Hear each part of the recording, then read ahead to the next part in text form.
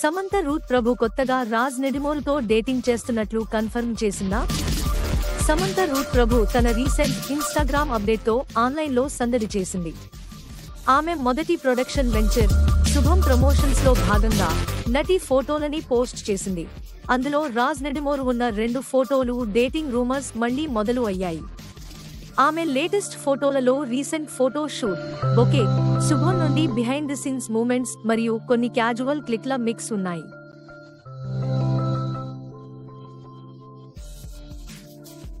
అయితే అభిమానుల దృష్టిని ఆకర్షించింది మాత్రం రాజ్ సోలో పిక్చర్ మరియు సమంతతో కలిసి ఉన్న సెల్ఫీ.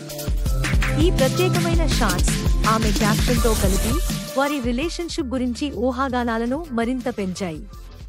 ఆమె పోస్ట్ కి క్యాప్షన్ పెట్టింది, ఇది చాలా సుదీర్ఘమైన ప్రయాణం, కానీ ఇక్కడ ఉన్నాము. కొత్త ప్రారంభాలు. శుభం మే 9న విడుదల అవుతోంది. ఇది ఆమె నిర్మాణ రంగ ప్రవేశాన్ని సూచిస్తుండగా చాలా మంది అనుచరులు కొత్త ప్రారంభాలు అనే క్యాప్షన్ ఒక రొమాన్స్ కి సంబంధించిన సూచనగా భావిస్తున్నారు. ఆమె పోస్ట్ చూడండి, మీ అభిప్రాయాలను తెలియజేయండి.